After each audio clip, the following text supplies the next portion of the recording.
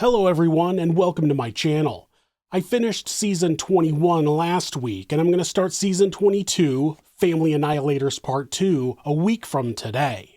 I just wanted to take this week to put up a few random videos, some I've been working on for a while, before I start the new season. Thanks so much and enjoy. Richard Oland was a businessman in St. John, New Brunswick, Canada. He wasn't perfect. He wasn't faithful to his wife and he didn't get along well with his brother. But as far as his business was concerned, he was successful and respected.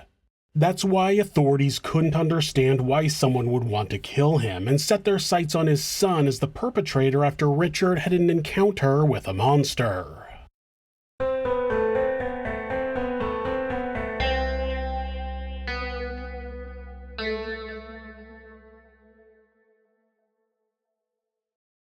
Richard Oland was born in 1941 near St. John in New Brunswick, Canada, to Philip and Mary Oland. The Olands owned the oldest independently operated brewery in Canada, Moosehead Breweries. When Philip retired, there was a power struggle between Richard and his brother Derek over who would take over the business. Derek, being the firstborn son, was chosen to be the president of the company, with Richard taking over as vice president. That didn't seem to be good enough for Richard. People said that he was driven to innovate, so in 1981 he left the company. He started 3 companies in the St. John area: real estate development company Kinghurst Estates Limited, investment firm Far End Corporation, and Brookville Transport, which grew to have a fleet of 500 drivers. He also served as the St. John 1985 Canada Summer Games Society president, helping organize that year's Summer Games. Richard had married a woman named Constance, who went by Connie, in 1965, and they went on to have 3 children: Elizabeth, who went by Lisa, Jacqueline, and Dennis. They would all grow up, marry, and live in the same neighborhood as their parents. Of the 3 businesses, Richard set up his main office at the offices of Far End, located on the 2nd floor of a commercial building at 52 Canterbury Street. The building was owned by John Ainsworth, who operated a print shop on the 1st floor called Printing Plus. Richard had sold Brookville Transport in 1997 and helped set up another business in the early 2000s. Atlantic Sugar operated a large refinery in St. John's, but they shut it down in 2000, putting almost 200 people out of work. Atlantic employee John Cardwell quit his job and started his own company, Can Sugar Inc., putting the refinery back into operation. Richard helped move the process along in a consulting capacity, but didn't invest any of his own money as he had a rule about not investing in startups. The majority of the investment, almost $18 million, came from a Russian and Ukrainian company, and local companies donated goods and services to help get the refinery up and running. Can Sugar began refining raw sugar in 2003, but it turned out that the bulk raw sugar they received was too coarse for human consumption, and the company was out of money within a year. The company filed for bankruptcy, and John lost his life savings. More importantly, the Russian and Ukrainian investors lost approximately $17.5 million. Richard also helped out with the bankruptcy process, and despite him not being directly involved in the business, the failure of the company would come up later in this case. Diana Sedlacek had been born in St. John, one of 5 children. She had moved away as an adult and eventually met and married a man named Yuri Sedlacek.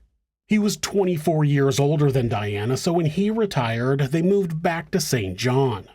Diana continued working there as a real estate agent and interior designer. It wasn't long after moving that Diana began an affair with Richard that would continue for 8 years until his death. On July 6, 2011, Richard spoke to Diana about a trip to Portland, Maine to pick up some parts for his boat. He then went into his office for a meeting and to handle a small list of random business tasks. That afternoon, he texted 3 options for when to take a trip to Portland to Diana, and she responded a few hours later with her choice. He spent the rest of the day working to clear a backlog of tasks that had built up since he had been out of town the 2 weeks prior. Richard had a habit of setting his phone aside at the end of his workday and ignoring calls and texts.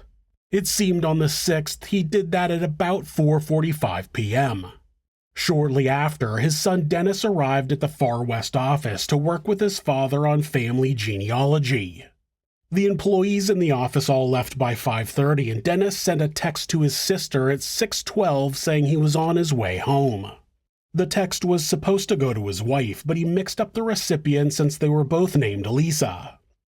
Richard received a text message from Diana at 6:44 p.m., which went unanswered.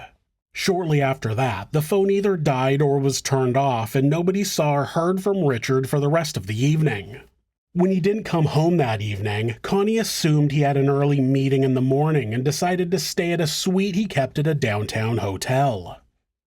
On the morning of July 7, 2011, upon arriving to work, Richard's secretary, Maureen Adamson, encountered an overwhelming and unfamiliar odor immediately upon opening the office door.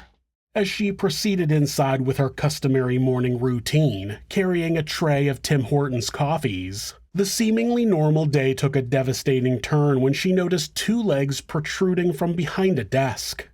Maureen, unaware of the full extent of the situation, quickly sought help from an employee at Printing Plus, the business located on the first floor. Subsequently, that man contacted emergency services and he was instructed to evacuate the premises immediately. Within minutes, the quiet morning transformed into chaos as police vehicles converged on the scene. Paramedics arrived first, but it was clear that Richard had been dead for a while. The medical examiner documented 45 distinct wounds on Richard's body, including 40 injuries to his head and neck, along with multiple defensive wounds on his hands. His fingers had been broken when he tried to stop his attacker. The severity of the attack left catastrophic damage to his skull, creating a concave area and leaving bits of brain matter on his back. The police response to the crime scene soon became the subject of scrutiny. Sergeant Mark Smith, testifying about the crime scene, revealed that blood spatter covered every wall of the office and had permeated through 3 layers of flooring, reaching the ceiling of the office below. The attack's brutality suggested that the perpetrator would have been significantly covered in blood spatter. Nonetheless, officers, including then Deputy Chief Glenn McCloskey, entered the crime scene without protective gear. Moreover, Deputy Chief McCloskey was observed sitting on office furniture before forensic testing was complete. Sergeant Greg Oram later testified that both he and the deputy chief wandered through much of the office until the head of the forensics unit ordered them to leave. The investigation faced additional complications when it was discovered that officers had used the office restroom for 2 days before it underwent evidence testing. Subsequently, blood found in the bathroom was traced to Galen McFadden, son of Richard's financial manager. Police officers continued to use the main door without gloves for nearly a week before realizing it required fingerprint testing. On top of contamination from officers, the investigation's timeline revealed further procedural failures. The blood spatter expert from Halifax didn't arrive until 4 days after the murder. By that point, the body had been removed, obviously, and blood spatter had dried and flaked, making accurate analysis considerably more challenging. The processing of forensic evidence faced unprecedented delays. Of the 243 pieces of evidence requiring analysis, the RCMP laboratory initially accepted merely 43 items. Even more concerning, many samples collected from the crime scene and during the autopsy remained unanalyzed for over a year. Those items included hair and fiber samples from Richard's clothing, samples of his blood, hair samples from his scalp, fingernail clippings, and hand swabs from his palms. The investigation's inadequacies extended beyond the initial response. Officers failed to photograph the back alley for 3 years after the crime. Furthermore, some witnesses weren't interviewed for 18 months. Those delays fundamentally undermined the investigation's effectiveness and raised serious questions about the handling of the case. What the immediate forensic investigation revealed was that the perpetrator likely used 2 different weapons, one with a sharp edge and another causing blunt force trauma. Sergeant Mike King theorized that a roofer's hatchet might have been the murder weapon, while Constable Stephen Davidson suggested a drywall hammer. However, no murder weapon was ever recovered. The initial investigation found that Richard's phone was missing from the scene. It having been turned off, no location data was available. When John Ainsworth, the owner of Printing Plus on the building's ground floor, was interviewed, he said he heard unusual sounds from upstairs on the night of July 6th. He described 5 or 6 loud stomps from the second floor around 8 p.m. Local politician Jerry Lowe offered supporting evidence, reporting he saw someone exit the door leading to Richard's second-floor office. Jerry's presence at the Tandy restaurant, which was across the street from the office building, was confirmed by security footage between 7:40 and 8:35. Cheryl Johnson worked in an office across the alley from Richard's office, and she told investigators that she heard 2 men shouting from the direction of Richard's office at about 7:40 p.m. Within hours of discovering Richard's body, St. John police shifted their focus to his son Dennis, setting in motion an investigation that would span years. Patrol Constable John Carlisle received orders to collect security footage from the King Street area, specifically targeting the 5:10 p.m. time frame on July 6th, showing someone in beige pants and a dark blazer. Surveillance videos painted a complex picture of Dennis's movements throughout the evening of July 6th.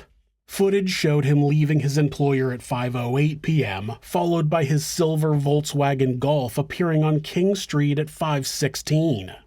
Another camera showed him arrive at his father's office at 5:26 p.m. According to Dennis, he worked on family genealogy with Richard until he left at the time he accidentally texted his sister. That was backed up by cameras capturing Dennis walking north on Canterbury Street across from his father's office. Then cameras picked up Dennis's car flip around and return to his father's office. Dennis explained that he forgot to pick up a memory book that he had promised to return to his uncle. He said when he entered the office, Richard was standing by the conference table and it looked like he was getting ready to leave. He described taking a few minutes to flip through the book and comment about some of the photographs before leaving the office again. Though initially telling police he wore a navy blazer during his visit to his father's office, the security footage captured him in a brown jacket. The garment was dropped off for dry cleaning the morning after police questioning, with a request for next-day service. A forensic examination revealed multiple microscopic stains on the jacket, and testing confirmed 4 areas containing Richard's DNA. 2 spots on the right sleeve, 1 on the upper left chest, and 1 on the back hem. It would eventually be revealed that the forensic examination happened months after the warrant had expired and was not actually legal. Dennis's defense would later point out that, despite the crime scene's extensive blood spatter, which radiated 360 degrees, no blood was found in Dennis's car, on his phone, or other clothing. He was on camera leaving in the same clothes he arrived in, without any blood on him.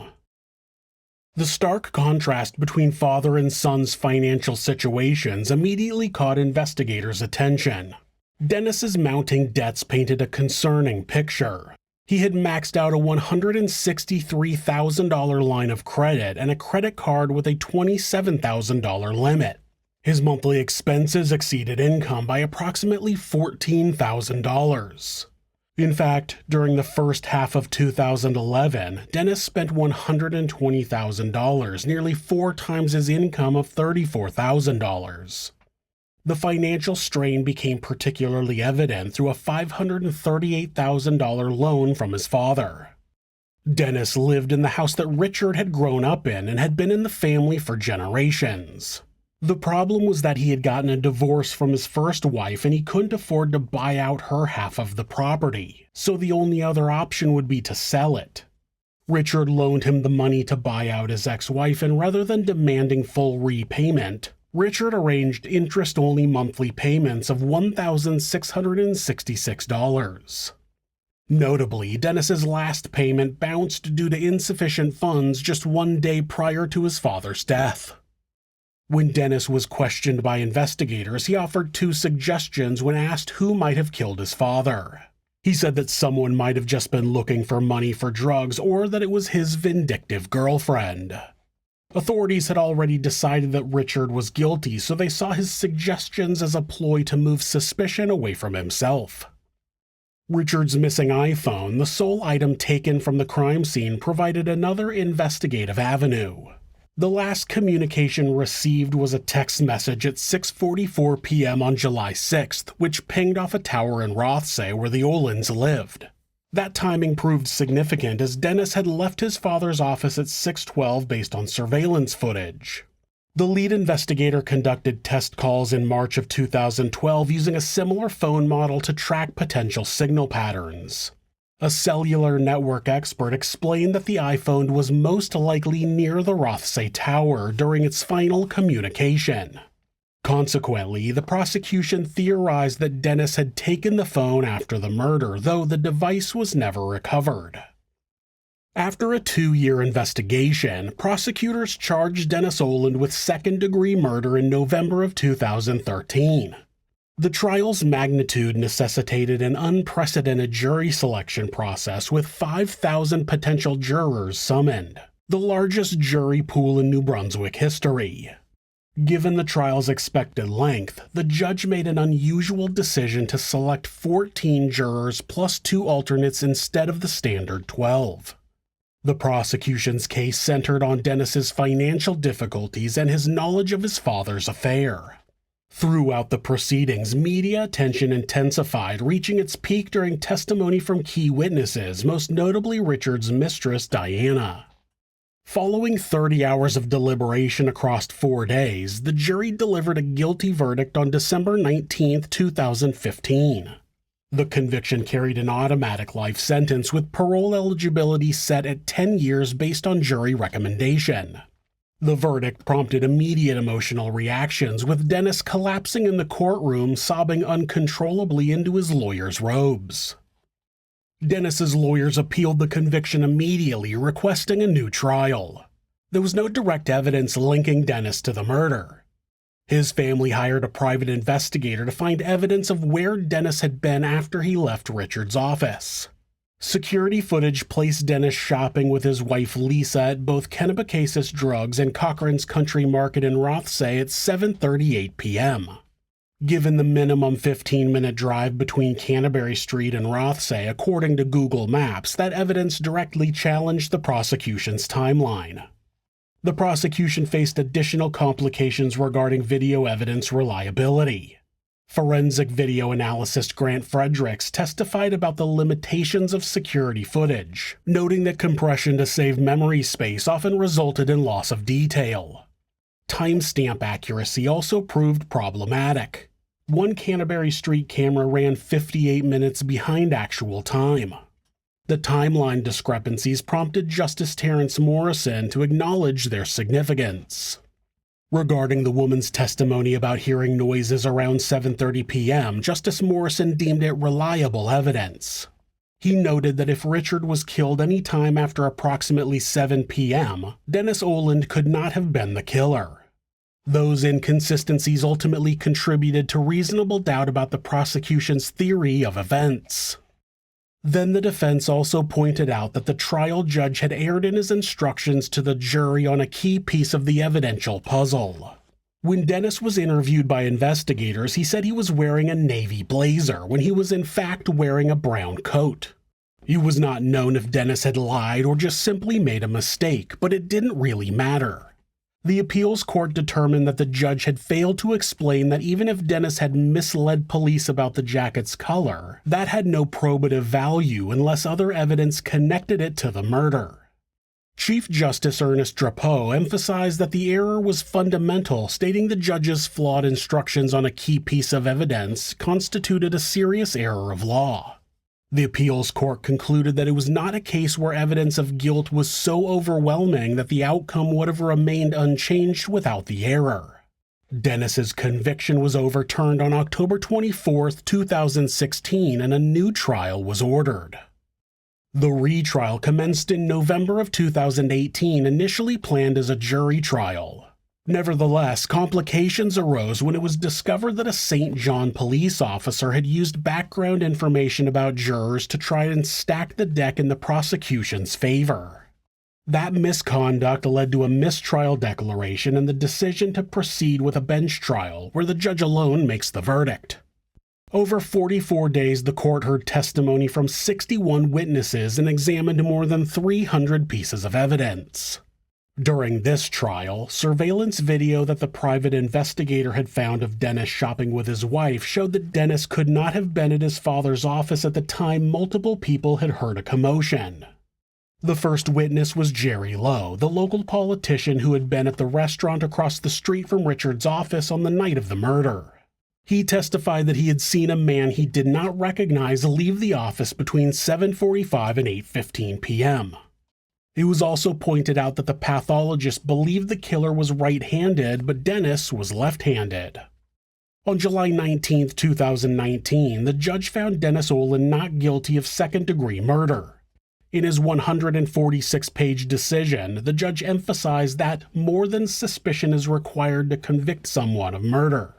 The judge acknowledged that while there was evidence implicating Dennis, including blood stains containing his father's DNA on his jacket, the prosecution failed to establish guilt beyond reasonable doubt. The acquittal marked a stark contrast to the first trial's outcome. Instead of collapsing in tears, Dennis calmly hugged his defense team. His lawyer, Alan Gold, urged authorities to start doing the investigation that should have been done 8 years prior, suggesting that perhaps an outside force should take over if local police wouldn't pursue other leads. And it's important to point out that those microscopic spots of DNA on Dennis's jacket were of unknown origins. They could have very well come from something at a different time. Also, Dennis's car, shoes, and the plastic bag he had with him when he went to Richard's office were analyzed, and there was no blood found on any of them. More than a decade after Richard Oland's murder, crucial gaps in evidence continue to perplex investigators and the public alike. The St. John Police Force's investigation, marked by procedural missteps and unexplored leads, left numerous questions unanswered regarding the brutal killing at 52 Canterbury Street. The evidence of the murder weapon stands as a fundamental gap in the investigation. Forensic analysis suggested Richard suffered 45 blunt and sharp force injuries, indicating the use of a drywall hammer or similar tool. The weapon, characterized by its distinctive features, a beveled hammer head with waffle design on one side and a sharp axe on the other, would have created the specific 3-centimeter diameter wounds with cross-hatching patterns observed on the victim's body. But what if investigators are wrong about the murder weapon? Or it's possible two attackers wielded different weapons, one with a framing hammer and one with a hatchet. It's also evident that the murder was not a robbery. His phone was missing, but his Rolex watch, wallet, and BMW parked right outside remained untouched. That could support the idea that Dennis killed his father due to his own debt. He would have been counting on inheritance and having his loan payments disappear. But then why would Dennis have suggested it might have been a robbery? He suggested to investigators that it might have been someone looking for money for drugs. If Dennis was the killer, why wouldn't he have taken his father's watch and wallet so it would look like a robbery when he later pointed the authorities in that direction? Bad planning? Maybe, but just as likely that he didn't do it. The other option was that he was killed by someone else for a specific reason. The investigation's narrow focus on Dennis potentially overlooked other viable leads. Investigators disregarded possible connections to Richard's business dealings, primarily the failed investment involving Russian and Ukrainian investors who lost $17.5 million in an attempted revival of St. John's sugar industry. The investigation's handling of Diana Sedlacek exemplified those oversights. Despite her recent correspondence with Richard, which was described as borderline unhinged, investigators never thoroughly explored her as a suspect. Additionally, her husband was questioned twice, yet eliminated as a suspect without examination of his bank records, phone records, or vehicle GPS data. The prospect of Richard having been a victim of organized crime has also persisted. Frequently referred to as the Red Mafia, Russian organized crime is believed to have targeted a number of rich Canadian business owners. Barry Sherman and his wife, Honey, were found dead in their home on December 13, 2017. They were found hanged, and it was originally thought to be a murder-suicide, but it was eventually concluded that it was a double murder. Experts have said that the Red Mafia regularly targets independent businesses in Canada, but why would these murders benefit Russian organized crime? Well, it's theorized that business owners are offered deals to work with the criminal underworld, and if they refuse, they're killed. People believe Richard, Barry, and a number of other business owners had turned down those offers. Richard Oland's murder remains unsolved to this day. Despite an 8-year investigation costing taxpayers over $1.5 million, critical questions persist about the events of July 6, 2011. The St. John police force's rushed focus on Dennis, coupled with significant evidence handling errors, undoubtedly compromised the investigation's integrity. Timeline discrepancies, missing evidence, and unexplored leads cast lasting shadows over the case's handling. The worst part is that the murder will likely never be solved because the authorities refuse to admit they could have been wrong and will not reopen the case. Of course, it's possible that Dennis did it, but the evidence doesn't support that beyond a reasonable doubt, and there is possibly a murderer out there who will kill again if they haven't already. If that's the case, do the St. John police have blood on their hands? You tell me.